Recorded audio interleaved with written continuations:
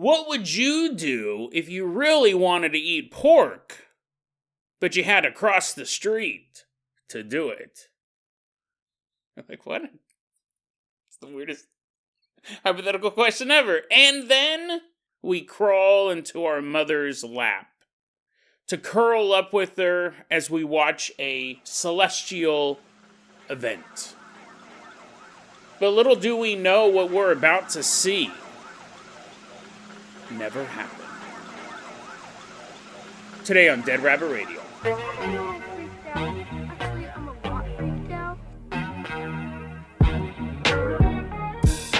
Hey everyone, welcome back to another episode of Dead Rabbit Radio. I'm your host, Jason Carpenter. I'm having a great day. I hope you guys are having a great day too. I hope you guys are having tons of fun doing whatever you're doing. We got a lot of stuff to cover today, so first off, running into Dead Rabbit Command is one of our legacy Patreon supporters. Everyone get on your feet and give it up for Sniper. Woohoo, yeah! Wee, yeah! He's jumping on in to Dead Rabbit Radio Command. Seems to be having a ball. Seems like he didn't just record 20 minutes of an episode and realize it's not that good. So I'm starting over. Because you deserve the best. You deserve the best. Sniper, you're going to be our captain, our pilot this episode. If you guys can't support the Patreon, I totally understand. I truly do. Just help spread the word about Dead Rabbit Radio. That helps out so much. Tell your friends, tell your family, tell everyone you know. Dead Rabbit Radio is your favorite paranormal show. Sniper, I hope you brought your rifle. You're not going to need it, but it looks cool when you're carrying it around, Sniper. I'm going to go ahead and toss you the keys to the hair hydrofoil. Is this a vehicle? Have we ever used this before? Is hydrofoil a real vehicle and not just from a G.I. Joe collection? We'll find out. Hair, I'm going to toss you the keys for the hair hydrofoil. We're going to leave behind Dead Rabbit Command. Glide us all the way across the Pacific Ocean because we're headed out to Hawaii.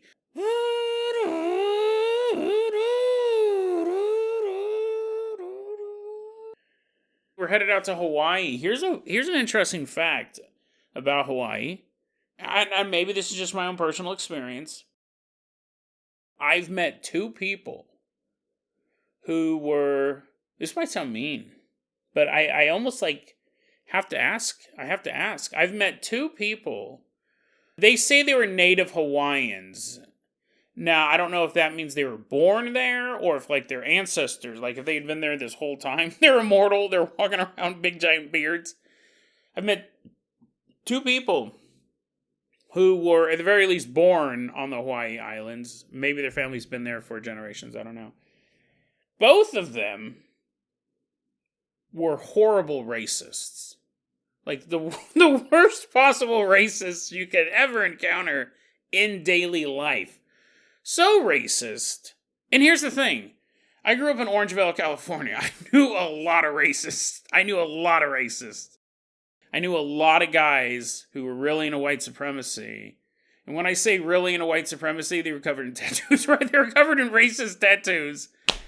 And they could sit there and you're sitting at your grandma's house and they're over because they're related to you. It's a long story, but anyways. We could watch Fallen together. That Denzel Washington movie about the demon. That if he touches you, the demon goes in your body. And if you're not a movie buff, Denzel Washington's black. And I could sit there and watch Fallen, and there's nothing. The guy sitting next to me is not talking about what? Black people don't do that. Black people don't drive cars. So I was like, yeah, they do drive cars, dude. What? Black people can't solve crimes. Black people aren't cops. No. They'd sit there and enjoy a good Denzel Washington movie. And wouldn't talk about the superiority of the Aryan people while you're watching it. However, now I'm not excusing their other racist attitudes and behaviors and tattoos, but they didn't talk about it all the time. Maybe they didn't have to because they were covered in tattoos. Who knows? But they're like, I think my body speaks for itself. I'm not excusing all the other racism. However, when I met these two people and they're different people, obviously they weren't Siamese twins. I was like, well, that guy has a terrible view of the world. Turn around. I'd like to see what your buddy has to say about that. Your twin brother. No, they were two different people, two different points in my life. I met, they hated hated anyone who was not from Hawaii. And you go, well, Jason, that's fine. I guess you're trying to defend race. I know it's hard, isn't it? Like, I had to tell that fallen story. It's hard to defend racism. So don't. That's kind of the key, but it's so weird because it's not that it's one thing to be like Hawaii first. Like, you'll meet people who are like, oh yeah, dude, Ireland first. Kiss me, I'm Irish. All that stuff. They actively hated people. Like, you'd be in the middle of a story. You'd be in the middle of, like, watching something, and they'd just make a super racist comment. It didn't matter. Black, white, Asian, Hispanic, didn't matter. If they weren't from the island, which, spoiler alert, most people aren't. Most of the planet of 7 billion people aren't from Hawaii. If you weren't from Hawaii, they looked down on you. They just hated people who weren't from the islands. And they would always have something bad to say about everybody. Which, again, is 7 billion people. And what sucks, what really sucks, and this is what happens, is that you will meet tons and tons of people through your life. Tons of people. And you'll meet a couple of racists. You just will. But you don't then, generally, I mean, maybe I should speak for everybody, but let's say you met the mayor of a city one day. And he goes, what do you expect from Italians? You wouldn't then assume all other mayors are racist.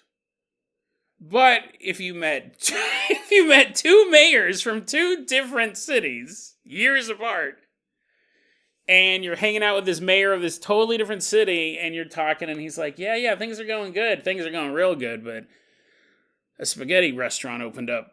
And you're like, what? And they're like, spaghetti, the pasta, the cannolis. And you're like, yeah, it's making me hungry. And they're like, no, the Italians, dude. Why does it gotta be Italians? You would start to think, maybe for whatever weird reason, mayors of U.S. cities hate Italian people. You would start to put this together. And that's what sucks. I've met 2 people from Hawaii.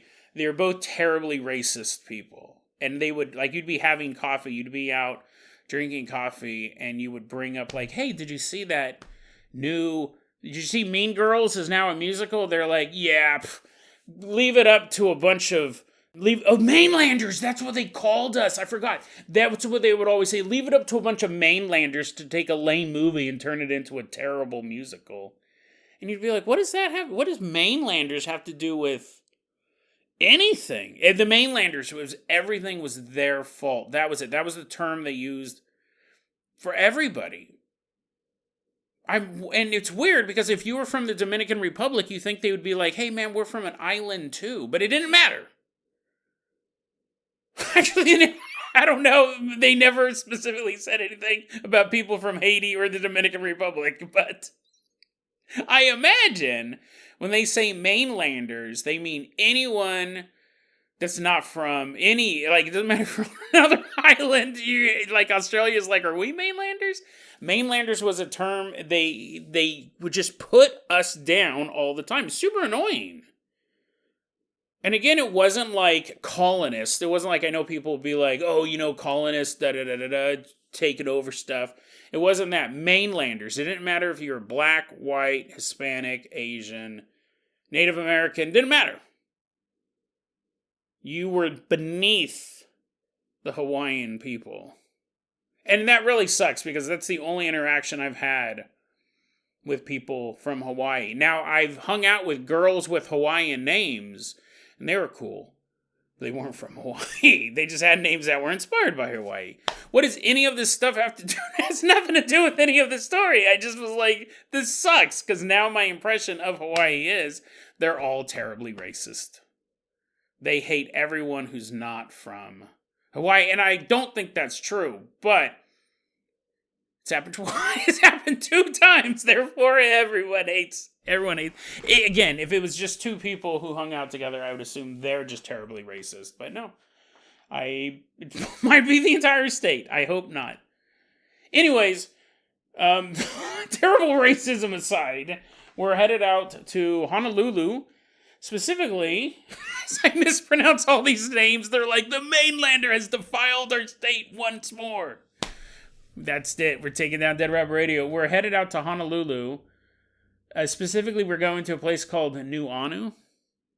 Nu'anu, and over on Nu'anu, there's a place called the Pali Highway. I can already hear people outside my door trying to kick it down. They're like, mainlander, you die tonight.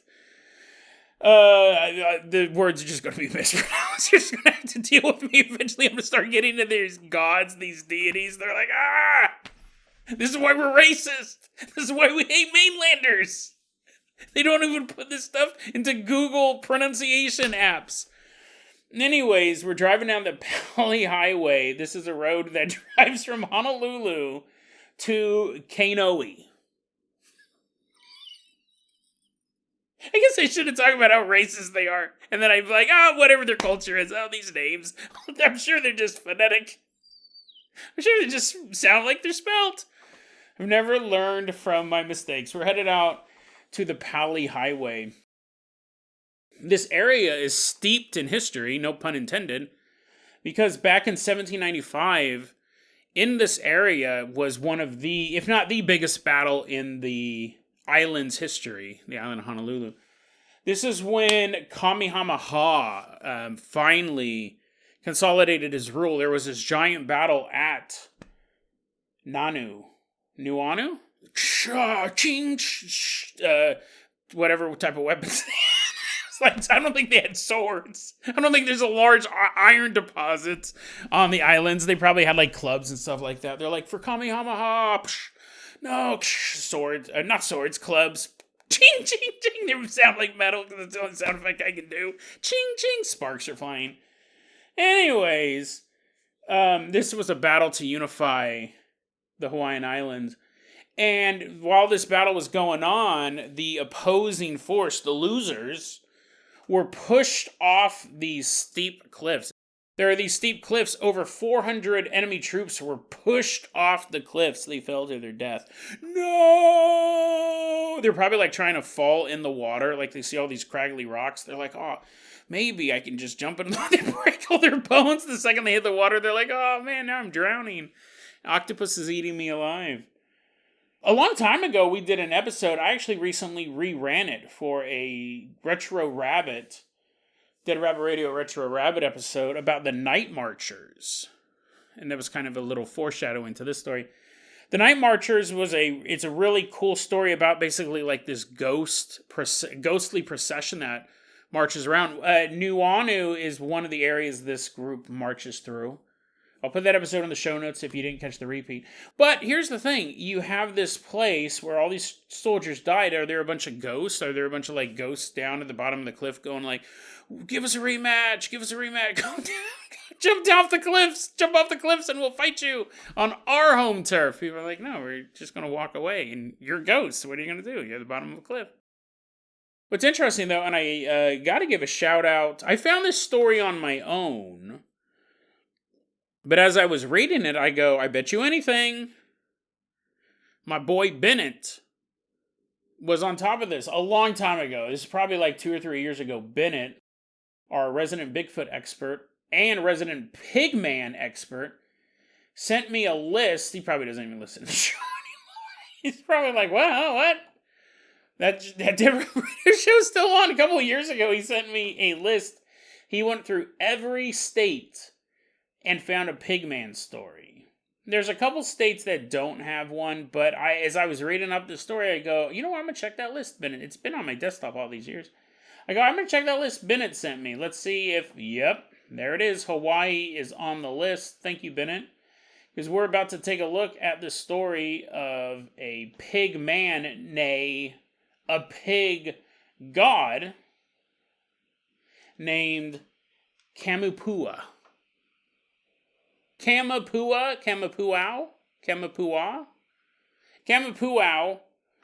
is a pig god. Probably more like a boar.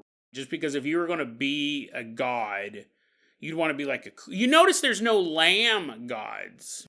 They're always like the head of a lion or like the claws of an eagle. There's no, like, fluffy gods. For a good reason, right? If you're a deity, you don't want to be, like, super cuddly. You want to be action-packed. You want to be a big, hairy boar. Is what I mean. I'm like, what? This deity's lame. Taken from a mainlander. Boo! Boo, this pig god. He's a boar. He's a boar now. This pig god, boar god, was in love with the volcano goddess Pele, which I think is probably the most famous god from Hawaii, right? If I asked you who's your top 10 Hawaiian deities, you're like, well, probably Pele's in my top 5, but that boar god sure is dope. Anyways, Kemapua and Pele were lovers at one point. If you ever wanted to see a pig and a volcano get it on, book your tickets to Hawaii. This pig god and this volcano goddess were lovers, but it didn't work out. Obviously, right?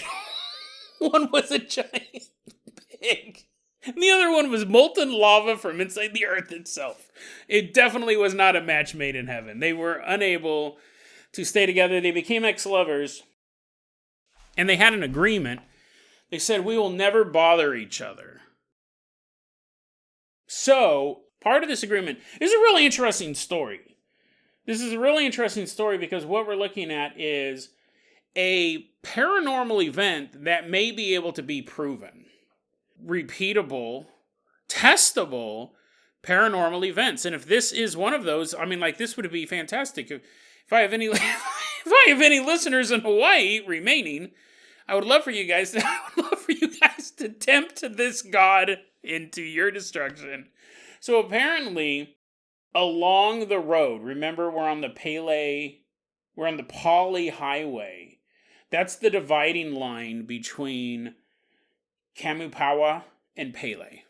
And since that road goes through the dividing line, I guess I should say, would be a better way to put it, no ham, no pork products whatsoever can be brought over the border, cannot be brought from Kamupawa's land into Pele's land.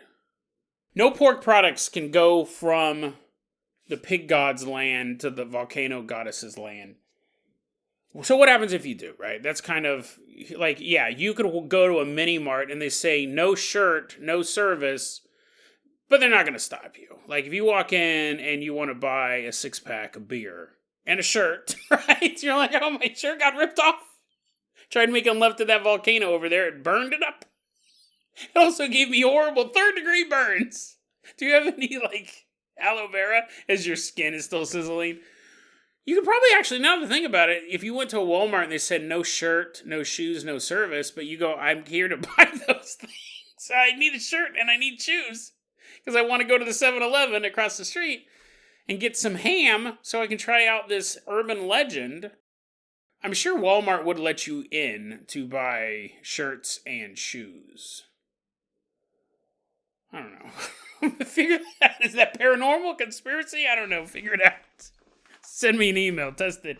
Anyways, what were we talking about? Oh, yeah. So the point of this is that if you bring ham across that border, your car will die. And you go, okay, could I walk it over? Well, let's take a look at this. Back in 2007, there was this journalist for a local news agency, a local Hawaiian news agency named Walter Makaula. Walter Makaula. He was a local reporter, and he got this thing called a manapau, which is a pork-filled roll. Sounds delicious, doesn't it? And he also bought some pork hash. Sounds delicious, too. Anyways, he was walking around with this dude named Lopaka Kapauni. And he's a local lore expert and probably an expert on how to pronounce his name.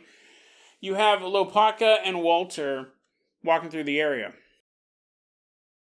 Walter says, hey, Lopaka, I want to test this myth. I'm going to take this beef-filled roll and this beef hash. We're going to walk through this area at night and see if I can get over the border.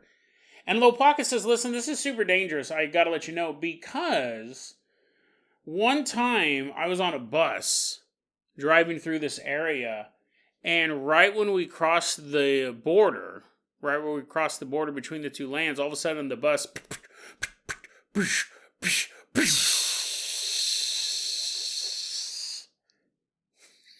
actually just sputtered to a stop. You're like, what was that? Did it explode? Did Jeepers Creepers attack this bus? Do you imagine, like, steam shooting out of the engine? That's not what happened. It just sputtered to a stop. And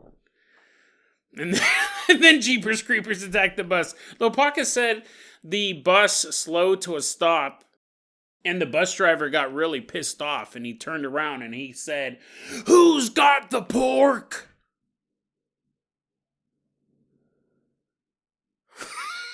Which is fantastic. I mean, I wish more bus drivers yelled that. That's fantastic. That's like, I want a shirt that says that. Who's got the pork? Anyways, so the idea, Lopaka goes, basically, someone on the bus had pork on them. It's Porky Pig. He's sitting there. He's like, oh no. They're stabbing him to death. They're like sacrificing him to the god. He's like, no. No, someone on the bus had pork, and because they had it, the bus couldn't move anymore. So they had to throw the pork out. Now, I know what you're thinking. You're like, Jason, this is clearly just an urban legend. This is an urban legend that, yes, two adults, one of them, who's a local expert in the lore, who's basically a Hawaiian version of Jason, and then this news reporter, who's kind of also like a Hawaiian version of Jason, because he's like reporting the news, and he's doing a paranormal story. Anyways, these two Jasons, they're clearly like humoring each other. This can't be real, even though this is a paranormal podcast. What are the chances of a bus slowing to a Actually, what are the chances of the bus driver turning around and screaming, "Who's got the pork?" And you wonder, the person on the passenger on the bus, did he know this legend? Was he trying to tempt fate? He's like, oh man, I really want to get these hot dogs, but I live on Pele's territory. Maybe I don't believe in that old legend anyways. I'm just going to put them in my pocket. Were they trying to test the legend too? Who knows? But Lopaka says that actually happened. And in the world of paranormal, it could happen. We've covered crazier stuff. But now, we're in the year 2007. That story took place before all that. Walter and Lopaka are walking. Oh, and I should say, after the guy threw the pork out of the bus started up and just went on normally. So again, we have this idea that you can't cross this line if you got pork on you.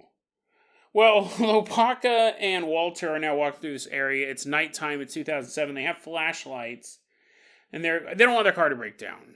So they're walking along the highway with their flashlights, and they got those pork rolls and pork hash. And all of a sudden, the flashlights start going out. Slap, slap, slap. Hit it. And Walter goes, well, my flashlight's not working. And Lopaka's flashlight. Jeepers Creepers decided in the bushes. Is like, 2 more victims. Lopaka then tells Walter, drop the pork. And so Walter does. He throws the pork. He's eating it as fast as he can. He's like, this wasn't an experiment. This is my dinner. Nom, nom, nom. He's eating the hash. He's taking bites out of the pork roll. And then he throws it on the ground. And Lopaka is like, just walk away, bro. Just walk away from the pork. And so they start walking away. And you're going to have to turn around. You're an intrepid journalist. You're a Hawaiian Jason. Walter keeps walking, but then eventually he spins around and he looks. Some of the pork is missing. Wait, what? Tell me in the middle of the night, from a distance of like 10 feet, without a working flashlight, the flashlight's died. You can turn around and see that pork is missing from a pork roll. Actually, it doesn't make sense, because if you're the god of pigs, you want to be like, oh, yummy, yummy. Bring more next time. I love the taste of my own flesh. I saw a version of the story where there's little like elf people, little gnomes living in the woods that are eating the pork. I'm gonna be honest, it's probably just raccoons. It's probably those things are fast. If I threw down a pork roll, I'm gonna take a couple bites out of it and threw it down. A raccoon, man, could probably get that. I don't know if there's raccoons on Hawaii though. But I'm sure there's some sort of indigenous animal or an animal that's been transplanted over there that could very quickly eat pork. I don't think that's out of the realm of possibility. But I do find this story interesting because if it is true, we could replicate it. If you're a listener of Dead Rabbit Radio, you weren't offended by the first 20 minutes of this podcast, where I said everyone in Hawaii is horribly racist. But the two people that I met were. But I don't want to get back on that because I'm just going to talk about that for the rest of the episode. But my point is that if you listen to the show and you're in Hawaii and you don't have a problem offending the local deities, this is one I would do. If I was there, if I had the ability to, I would 100% drive through the area with pork. Not because I'm trying to offend the local deities. I'd want to see if it worked. Like, I love repeatable paranormal events. Because if you can... Here's the thing, when I was younger, I really wanted to prove that the paranormal was real. But as I got older, I was like, what's the point? Like, people are going to believe it or they're not going to believe it. I find it interesting either way. So I'm not worried about it. I don't need to prove it to myself, and I don't need to prove it to other people. But that doesn't also mean that if there was a repeatable event, that I'd be like, no, I don't care. Like, obviously, I would want to try this out. And it seems like it's pretty cut and dry. You can't drive down this street or this highway with pork. But it'd be super interesting to try. Like, this, if this story is true and it's repeatable 100%, I would love to do this. It involves food, it involves delicious pork, so I'm down for that. It involves spooky stuff at nighttime, maybe raccoons. I'm a big raccoon fan. I think they're pretty dope.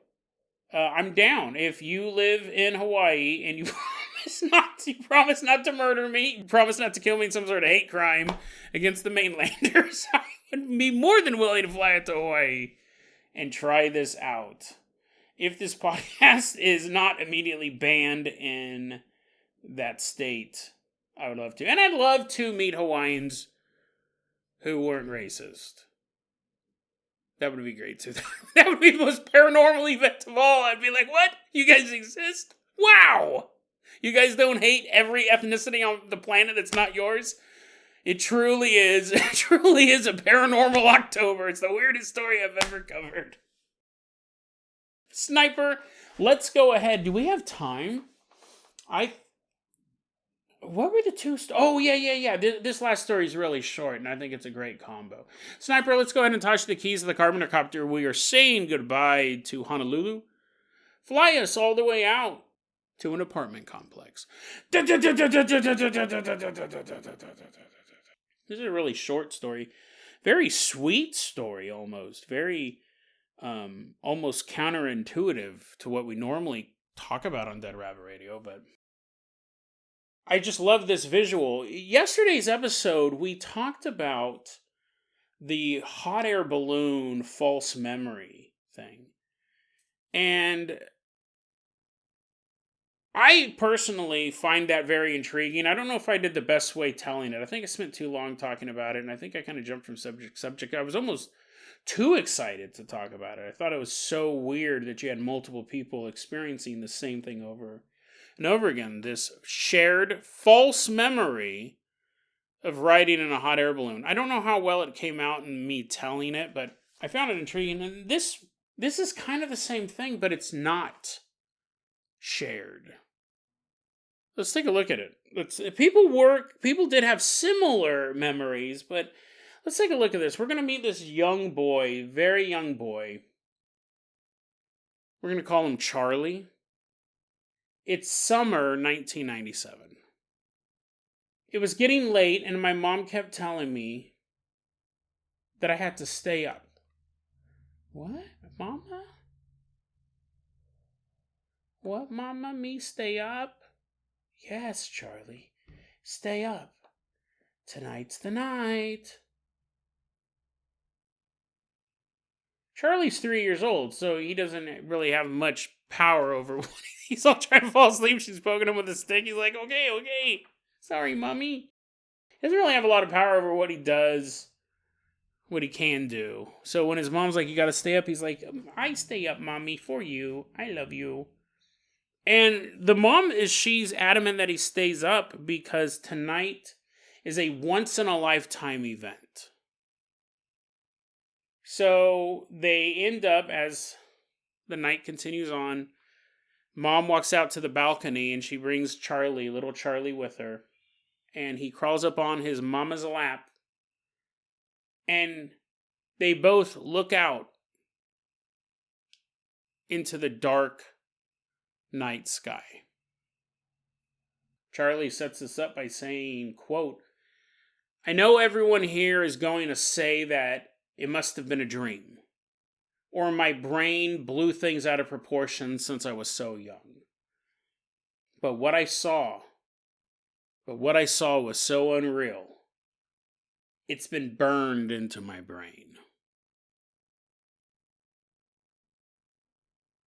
He said as a 3-year-old child, he looks up at the night sky and he sees these huge rocks flying across the darkness. He says they were not comets. They did not have tails. This was not Hale-Bopp.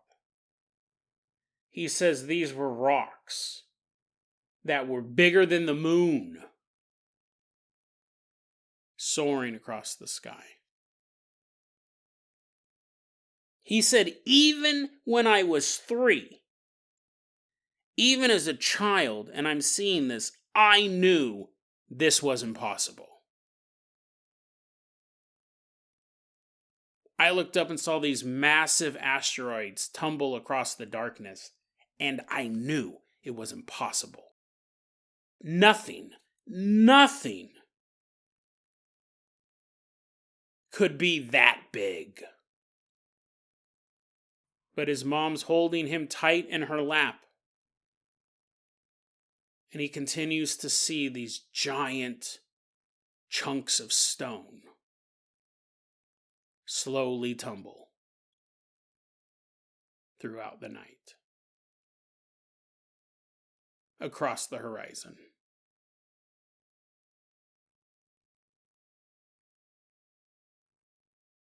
Now, this was in 1997, right? So now God, I hate math. 26 years later, the kid's 29. Charlie, who posted this online underneath the name Snowman, that's kind of cool. Snowman posted this. He goes, here's the thing. I asked my mom about this, and she has no idea what I'm talking about. She has no idea about this once-in-a-lifetime event that's impossible.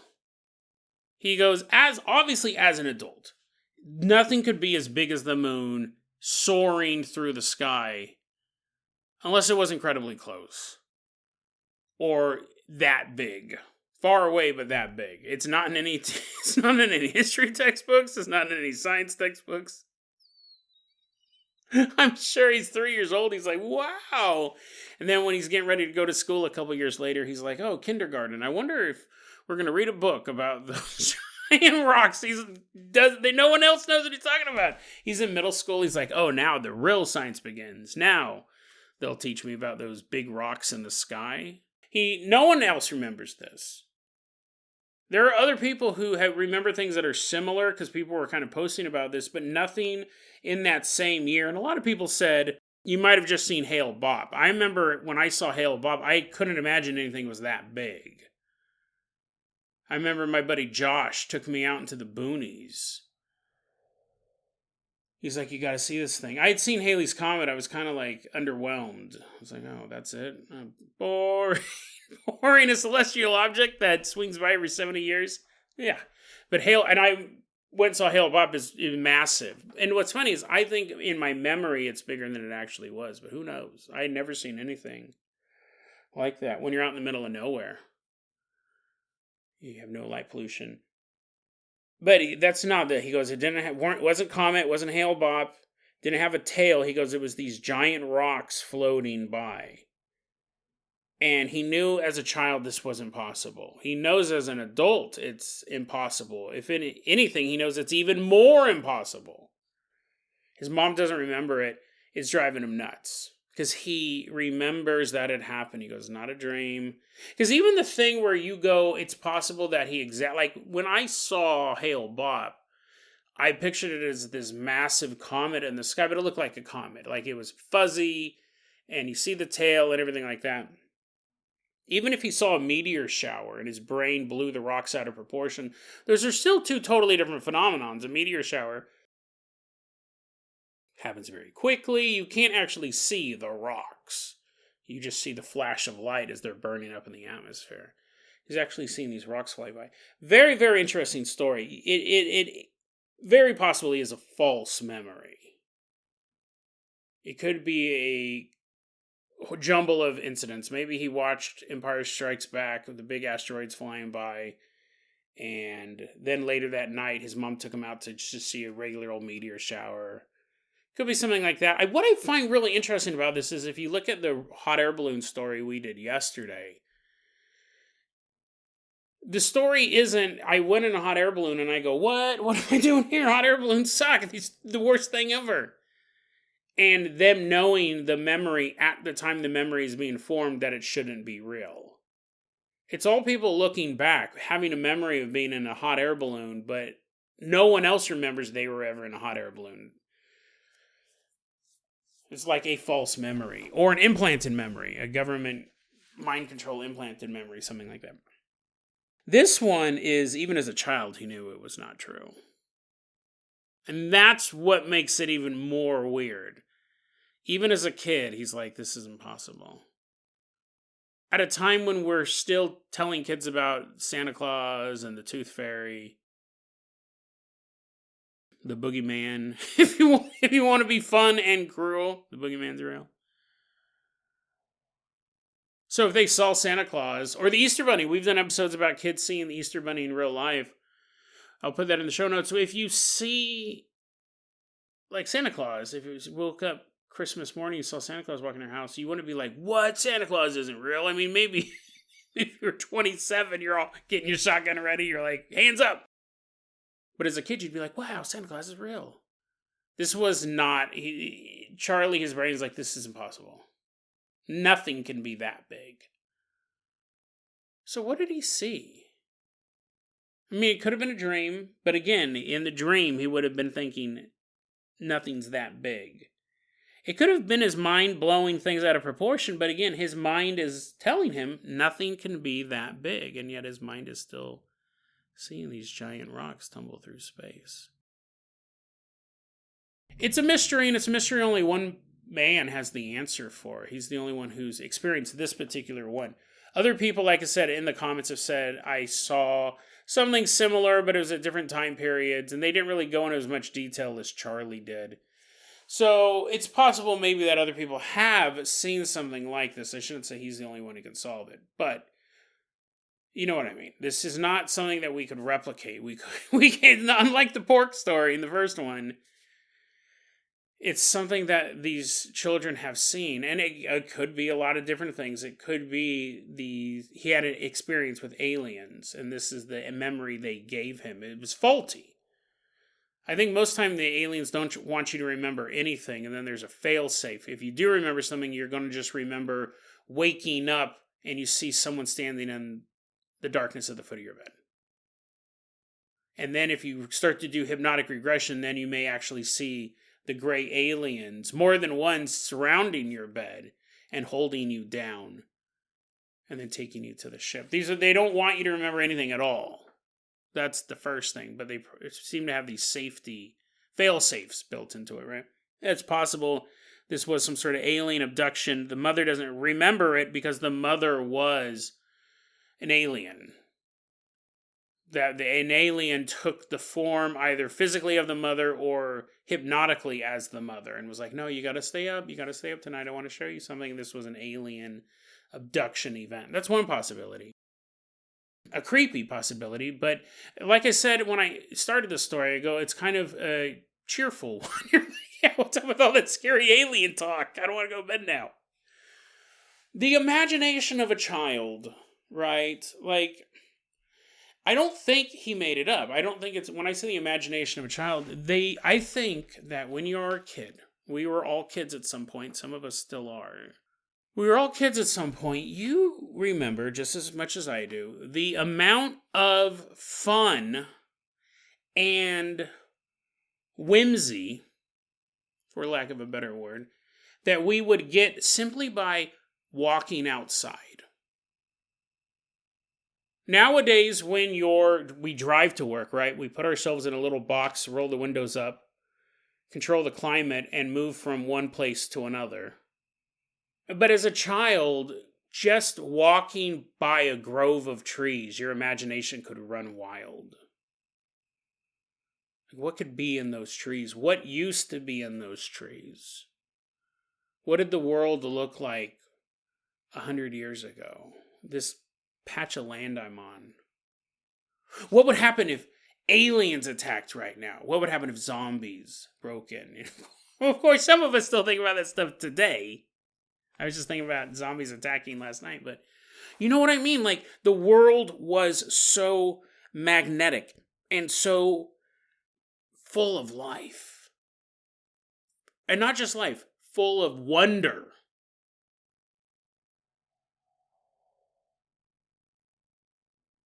And I think as we learn, as we experience things, we lose a little bit of that. And I'm not saying, like, it is interesting to think, how do they get the toothpaste into the tube of toothpaste? And then we look it up and we go, oh, that's kind of interesting. I'm not saying now the toothpaste turns to a dull gray. We're like, oh man, I ruined that mystery. I'm not saying that. You can still find wonderment in the answers. But I think the overall, like, the fantasy, the magic that we knew existed as children, we knew it existed.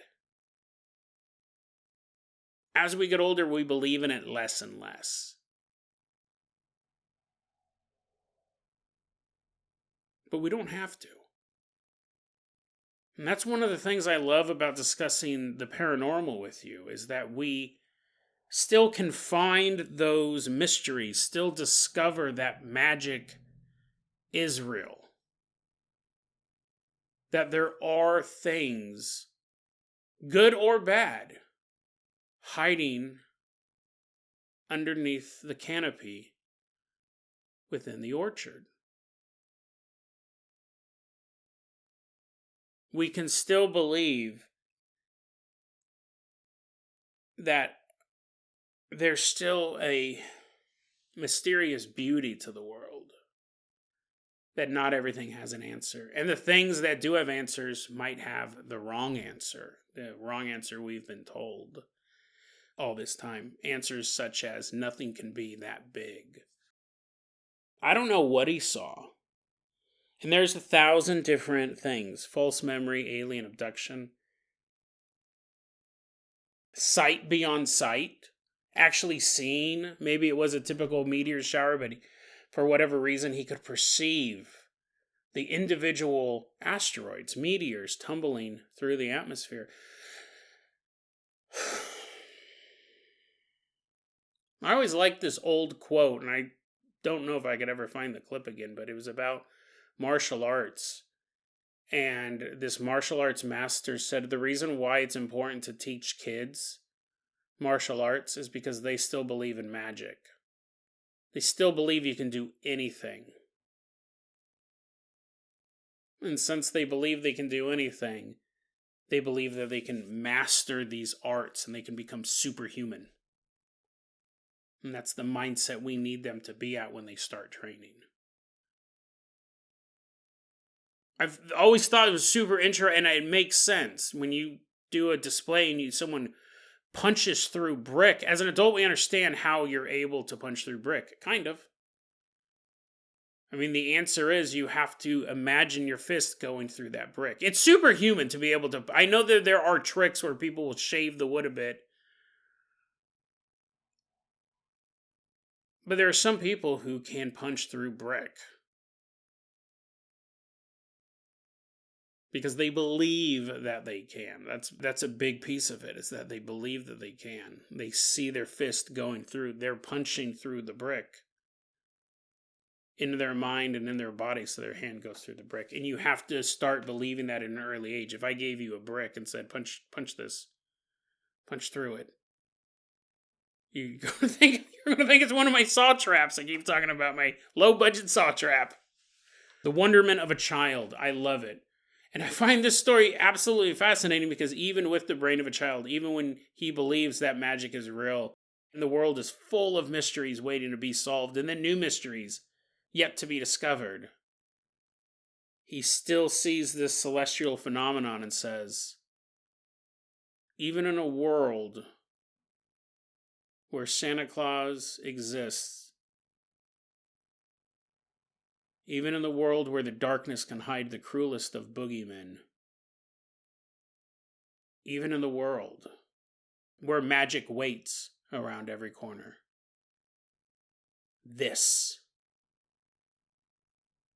what I'm seeing right now tumble through the darkness,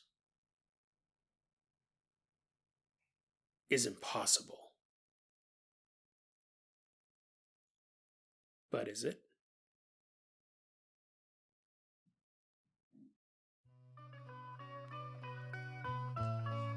deadrabbitradio@gmail.com is going to be our email address. You can also hit us up at facebook.com/deadrabbitradio. TikTok is at deadrabbitradio. Dead Rabbit Radio is the daily paranormal conspiracy and true crime podcast. You don't have to listen to it every day,